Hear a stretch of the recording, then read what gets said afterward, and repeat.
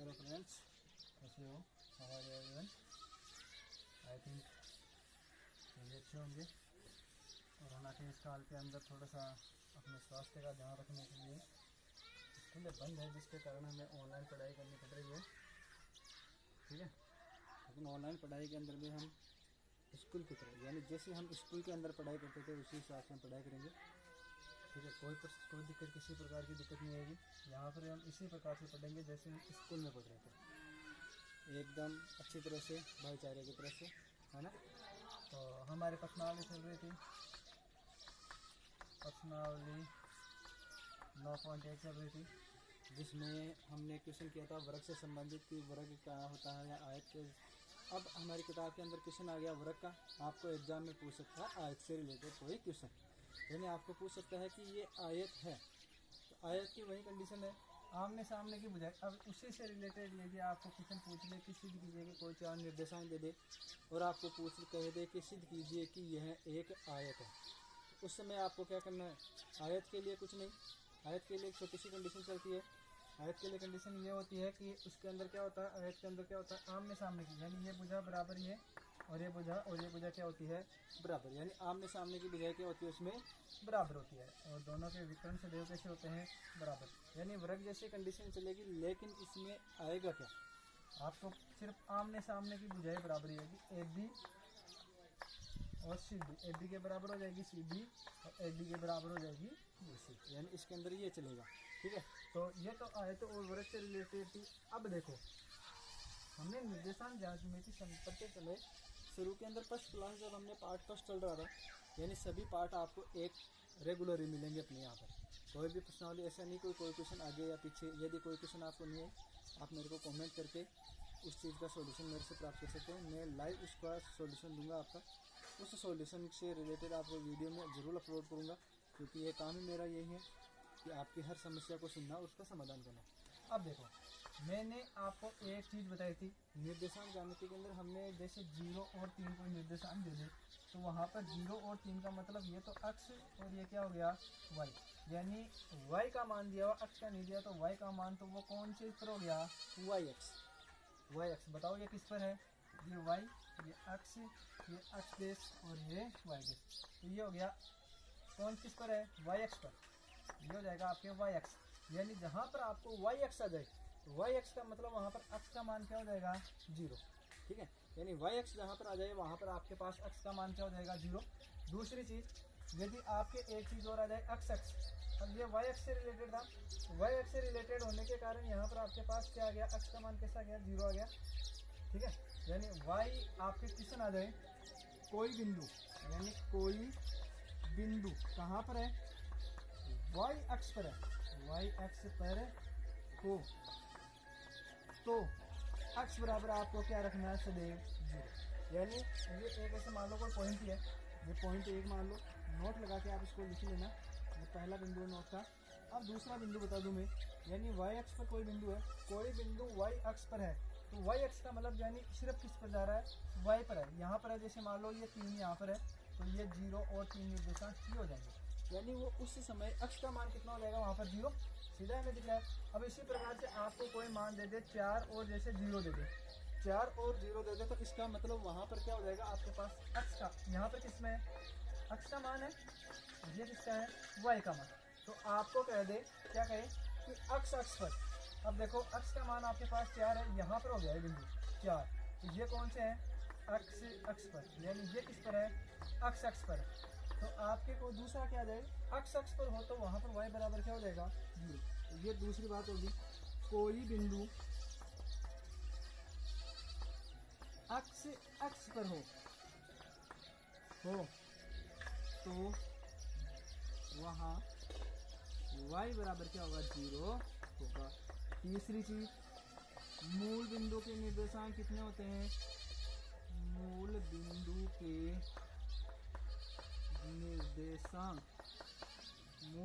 निर्देशांक कितने होते हैं, सदैव 0 0 होंगे। यानी ये चीज, 3 चीज आपको थोड़ी सी और ध्यान रखनी है। ठीक है, यहाँ यानी आपको उतारना कितना सा है, ये तो समझाने के लिए बताई थी मैंने, तो इससे तो हमें काम ही नहीं है, इसको तो मैं मिटा देता हूँ, है ना।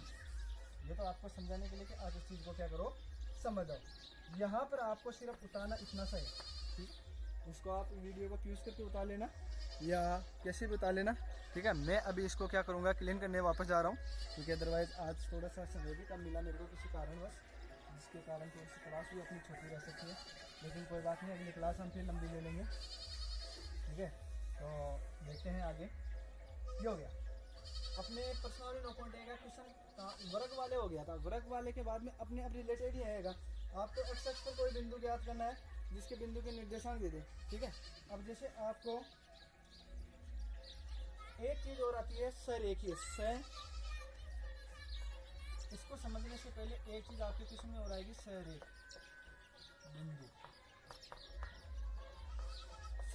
इसका यदि हम निषेध करें तो क्या हो जाएगा, समधन रेखा, यानी एक ही रेखा पर, जैसे मान लो कोई आपके 3 बिंदु दे दे, 4 बिंदु दे दे, 5 बिंदु दे दे, कितने भी बिंदु दे दे, वो कहाँ पर हो, एक ही रेखा पर हो, तो वो कौन से बिंदु हो जाएंगे आपके पास, सरेखीय बिंदु हो जाएंगे। यानी एक ही रेखा पर स्थित बिंदु कौन से बिंदु होते हैं, सरेखीय बिंदु होते हैं, ठीक है। और सरेखीय, अब देखो सरेखीय बिंदु से एक चीज जो याद रखना, कोई त्रिभुज नहीं बनता है।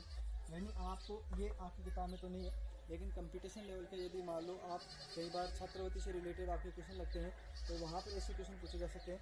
तो क्वेश्चन क्या आ जाएगा, क्या क्वेश्चन पूछ सकता है कि सरेखीय बिंदुओं से निर्मित त्रिभुज का क्षेत्रफल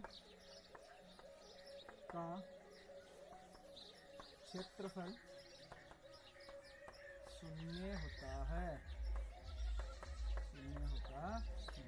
यानी सरेखीय बिंदुओं से निर्मित त्रिभुज का क्षेत्रफल क्या होता है, सदैव शून्य होता है। अब देखो तीनों एक ही रेखा पर है तो हमारे पास त्रिभुज ही नहीं बनेगा, और जहाँ त्रिभुज नहीं बनेगा तो उसका क्षेत्रफल आएगा क्या, नहीं आएगा।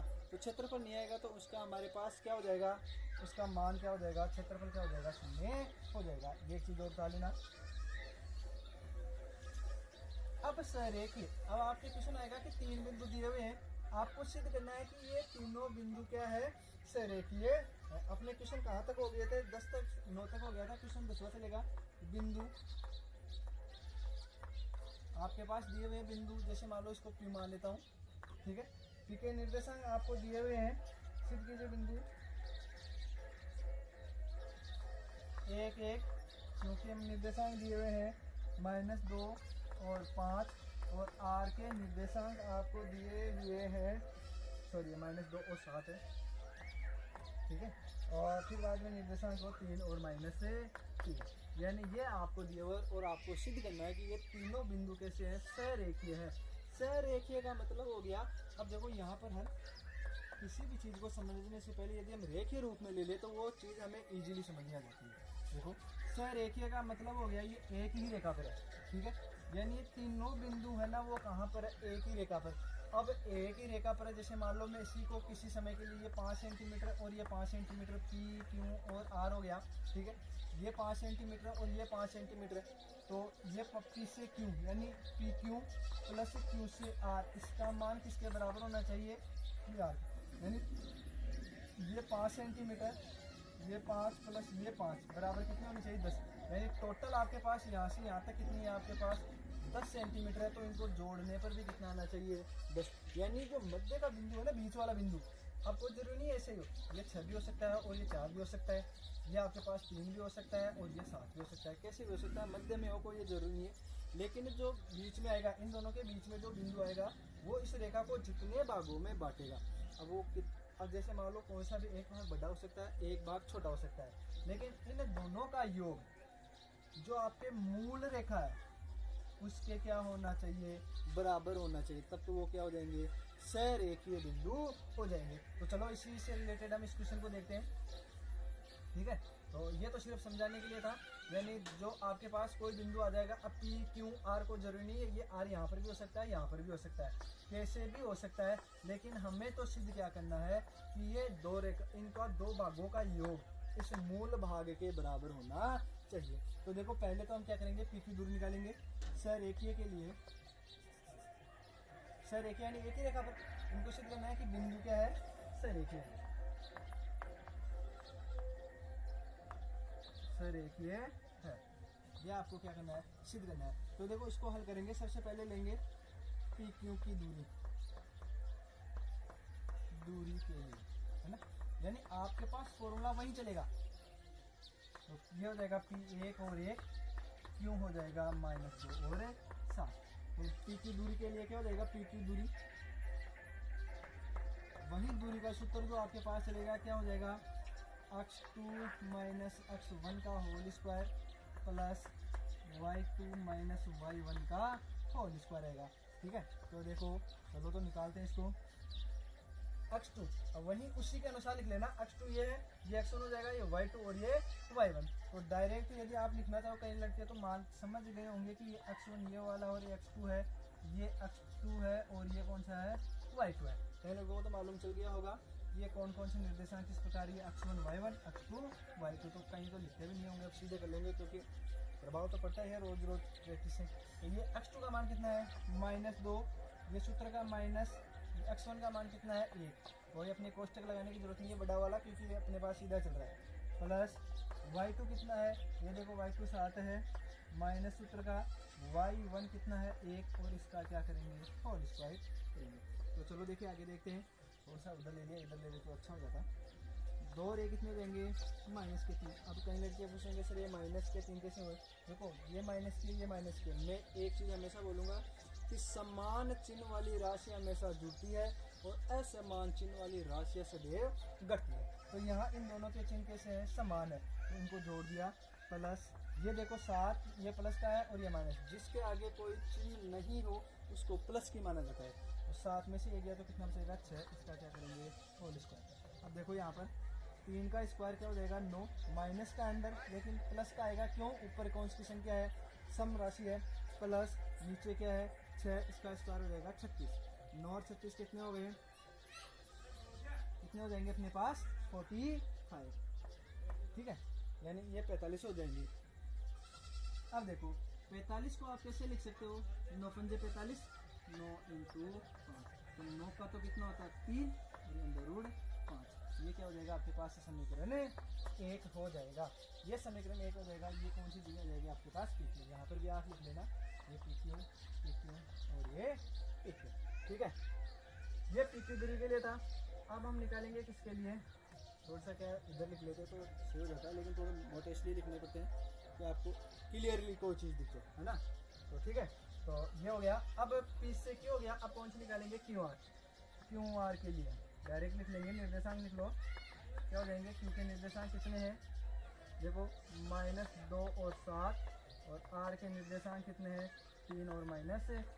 तो यहाँ से QR दूरी निकालेंगे, वहीं आपके पास सूत्र लगाना है, x2 माइनस x1 का whole square plus y2 minus y1 का होल स्क्वायर। ये हो गया x1, ये y1, ये x2 और ये y2 हो जाएगा। ठीक है, तो चलो देखें आगे देखते हैं। x2 कितना आपके पास 3, ये 3 रख दिया, सूत्र का माइनस रख दिया। x1 कितना है, माइनस का है। तो देखो आप चाहो तो क्लियरली इसको डायरेक्ट लिख सकते हो, अदरवाइज यदि आप कोष्टक के साथ लिखना चाहो तो कोष्टक के साथ भी लिख सकते हो। जैसे अब आपकी कैलकुलेशन फास्ट हो जानी चाहिए, क्योंकि अदरवाइज बोर्ड के एग्जाम में आपको दिक्कत आ सकती है। y2 कितना है, -3, ये -3 माइनस का 3, y1 कितना है 7, ये तो 7 लिख दिया और इसका होल स्क्वायर। अब देखो ये 3, ये दोनों किसको देंगे, प्लस के, ये 2, इसका होल स्क्वायर प्लस ये कितने हो जाएंगे, 3 माइनस का और माइनस का 7, यानी दोनों के चिन्ह समान है या समान, दोनों के चिन्ह कैसे हैं, समान है। और समान चिन्ह होंगे तो राशि जुड़ती है, लेकिन बाहर ये चिन्ह आ जाएगा माइनस का, इसका होल स्क्वायर। 3 और 2 5, 5 का स्क्वायर कितना हो गया 25, और शायद सीधा ले लेते हैं वरना आ जाएगा अंदर। 10 का स्क्वायर कितना हो जाएगा 100। तो अब देखो कितने हो गए 125 हो जाएगा। ठीक है, 125 को यदि हम तोड़े तो कैसे लिख सकते हैं, 25 पंजे 125 होता है। ठीक है, अब हमें पता है 5 का वर्गमूल कितना है, होता है 5 का वर्गमूल होता है 5, और अंदर वाले यानी 25 का कितना होता है, उससे मोड़ आ गया, कोई बात नहीं, इसको हम कैसे ऐसे कर लेते हैं, एक में अब हो गया होगा जूम, थोड़ा सा दिक्कत हो जाती है।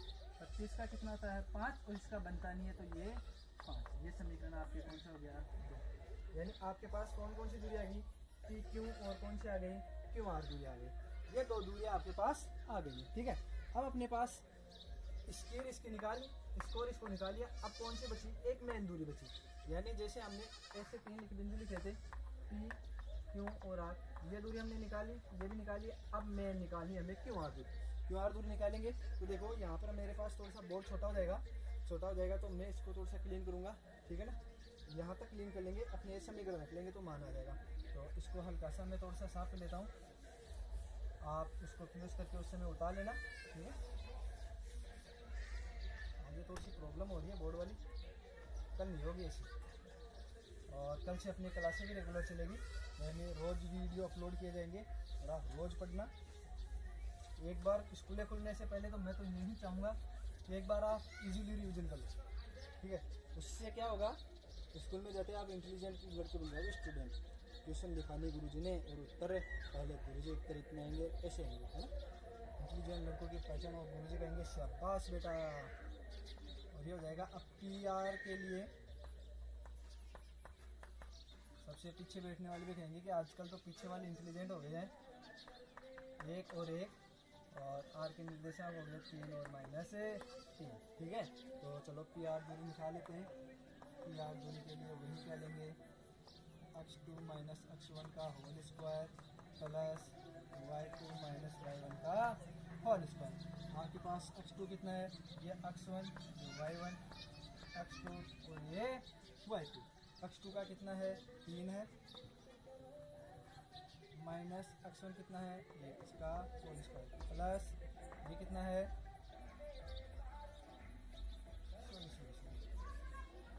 y2 कितना आपके पास -3, और y1 कितना है ये सूत्र का माइनस y1 कितना है 3। चलो आगे देखते हैं। देखिए 3 में से 1 गया तो कितना बचेगा 2, इसका होल स्क्वायर प्लस, अब देखो माइनस माइनस माइनस 3 और 1 4 समान चिन्ह मिल जाएंगे, उसका क्या करेंगे होल स्क्वायर करेंगे। यहाँ पर भी अपने पास होल स्क्वायर चल रहा है, तो अब इसको आगे सरल कर लो। देखो 2 का स्क्वायर कितना होता है 4, प्लस 4 का स्क्वायर कितना होता है 16। इन दोनों को जोड़ेंगे तो 16 से कितने हो गए 20। 20 को कैसे लिखते हैं 5 × 4 लिख सकते हैं क्या। तो देखो 4 के अपने पास टुकड़े कितने आ रहे हैं 2, लेकिन 5 का कोई नहीं है, तो ये समीकरण 3 हो जाएगा। और ये आपके पास कौन सी दूरी चल रही है पी आर दूरी चल रही है। ठीक है, अब यहाँ से आपके पास पी आर दूरी आ गई, पी क्यू आ गई और ये आ गई। तो यहाँ पर देखो आपके पास क्यू आर दूरी यहाँ समीकरण में कितनी आ रही है 5√5 आ रही है। यहाँ पर 2√5 और 3√5, यानी √5 तीनों में। तो इस चीज़ को तो भूल जाओ कि √5 उस समय कॉमन हो जाएगी, कोई टेंशन नहीं है। लेकिन यहाँ देखो 3 इधर कितने आ रहे हैं बाहर 5 आ रहे हैं, तो यहाँ 3 ये और 2 ये कितने हो गए 5। यदि इन दोनों को जोड़ दूँ यानी पी आर और पी क्यू को इन दोनों को जोड़ दूँ तो अपने पास कौन सी दूरी आ जाएगी क्यू आर दूरी आ जाएगी। यानी अब इससे हमें मालूम चल जाएगा कि बिंदु कहाँ पर है। तो एक बार इसको भी मिटा लेता हूँ मैं, है ना। इसको आप यूज़ करके उतार लेंगे, उतार लिए वैसे उतार लेना एक बार, है ना, तो जिससे अपने क्लीन हो जाएगा। छोटी मोटी दिक्कतें हैं वो कल से क्लियर हो जाएगी। अब देखो बड़े किस्मों में तो दिक्कत आती है अपने पास, वो तो सबको पता है, तो हल्की फुल्की दिक्कत तो आनी, दिक्कत नहीं आएगी तो फिर उसका सोल्यूशन कैसे होगा। मैथ का काम ही है दिक्कत पैदा करना और उसको क्लीन करना, और जो क्लीन करेगा वही एक कामयाब स्टूडेंट बनता है। आपको कामयाब स्टूडेंट बनना है। तो समीकरण 1, 2 व 3 से 1, 2 और 3 से देखो अपने पास कौन सी दूरी आई थी पी आर पी क्यू। देखो इन दोनों को जोड़ेंगे तो ये अगली वाली के बराबर हो जाएगी, P R plus P Q. ये दूरी बराबर हो जाएगी किसके क्यू आर के। पी आर का मान कितना है, पी आर का मान है आपके पास 2√5 ये रख दिया, प्लस पी क्यू का मान कितना है यार 3√5, ये कितना चल रहा है 5√5। तो 3 तो कितने हो गए 5√5 बराबर 5√5। तो यहाँ से हम क्या कर सकते हैं, अतः स्पष्ट है कि दिए गए बिंदु सरेखीय है, सरेखीय है। एक तरीका और इसका, ये तो आपके हो गया नॉर्मल तरीका। एक इसके क्षेत्रफल के आधार पर लिया जा सकता है, यानी क्षेत्रफल के आधार पर यदि हम इसको क्लीन करें तो उसके आधार पर भी ये क्या किया जा सकता है, सरल आ सकता है। एक मिनट रुकना, हल्का सा कैमरा हिल गया बेटा, ये लो, ठीक है। हाँ, अब उसको ऐसे भी किया जा सकता है। अब ऐसे कैसे होगा, ऐसे कैसे कर सकते हैं, यदि हम चाहे तो इसको दूसरे तरीके से और कर सकते। और दूसरे तरीके से मैंने आपको एक बिंदु लिखाया था कि कोई बिंदु यदि सरेखीय है तो उनका क्षेत्रफल कितना होगा, शून्य हो जाएगा। तो क्षेत्रफल जहाँ आपके पास क्या आ जाए, शून्य आ जाए वर्ग का, तो वहाँ पर समझ आना कि क्या है, ये सरेखीय बिंदु होते हैं। तो चलो देखते हैं, देखिए सरेखीय बिंदु होते हैं या नहीं है। ये तरीका हो गया, इसको मिटा लेना। उसके अंदर क्या होगा, आपको एक सूत्र याद रखना होगा। हाँ, इसको उठा लेते हैं।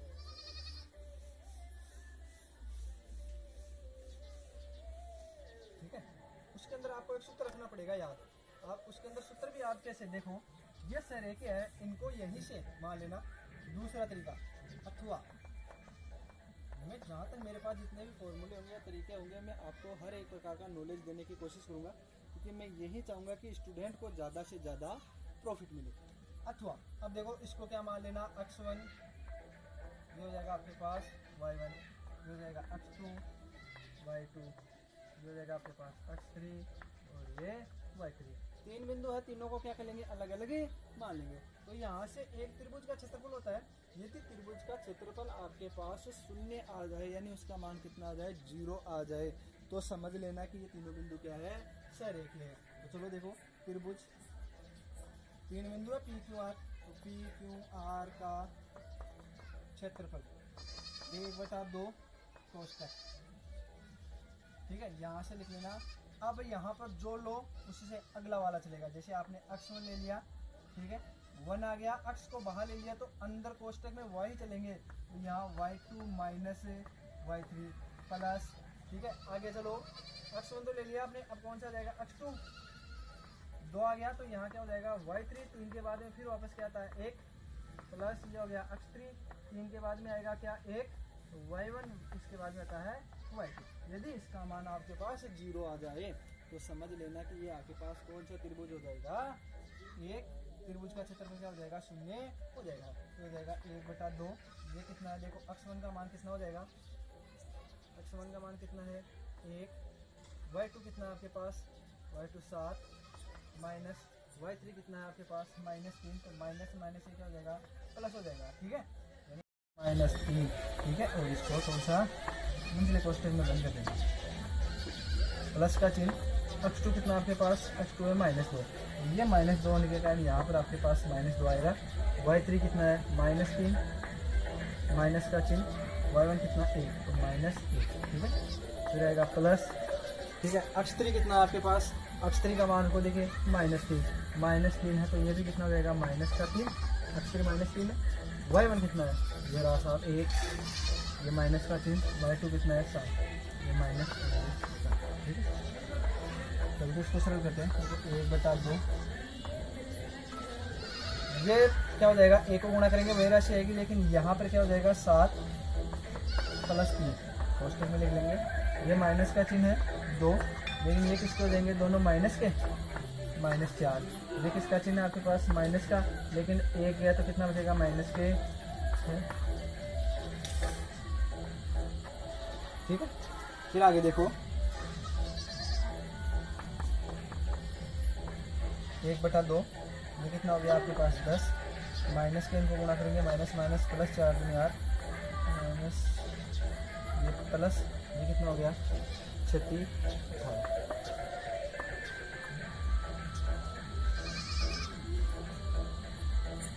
सॉरी ये x3 का मान यहाँ पर प्लस है, तो इसको प्लस लेके चलना है, ये प्लस लेके चलना है।